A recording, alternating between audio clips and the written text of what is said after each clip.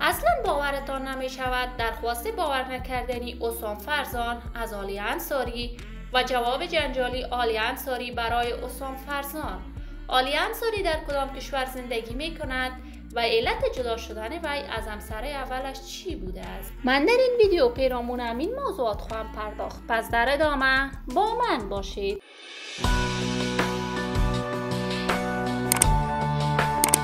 سلام، شما را خوش آمدید میگم به یکی دیگر از ویدیوهای جذاب کانال دنیا اینفو. برای حمایت از من علامت سابسکرایب را فشار دهید تا از ویدیوهای دیگر کانال من هم آگاه شوید.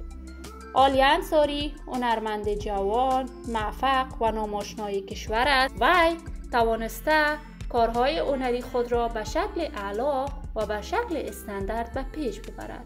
عالی انصاری با برگزاری کنسرت در افغانستان در سال 2016 و با سرودن آهنگ‌های محلی نامش آوازه شد.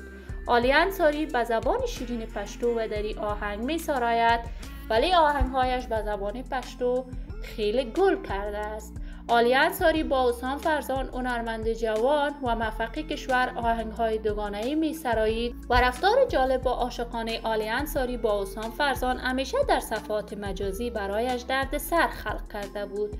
عالی انصاری جدیداً درخواست اسام فرزان را رد کرده است. اسام فرزان دوباره از عالی انصاری درخواست برگزاری کنسرت مشترک را در کشور کانادا داشته است، ولی عالی انصاری این درخواست اسام فرزان را رد کرده است.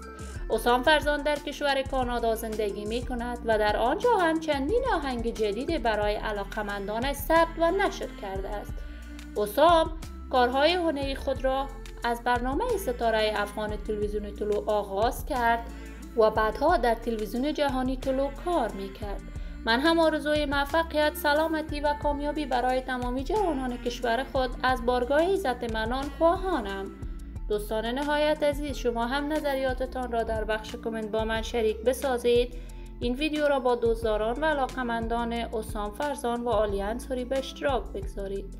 اگر تا هنوز دوست کانال من نشدید، پس برای حمایت از خواهرتان علامت سابسکرایب را فشار دهید، ویدیوهای من را لایک نموده و با دوستانتان به اشتراک بگذارید. سلامتی شما نازنینان آرزوی من است. تا درودی دیگر، بدرود.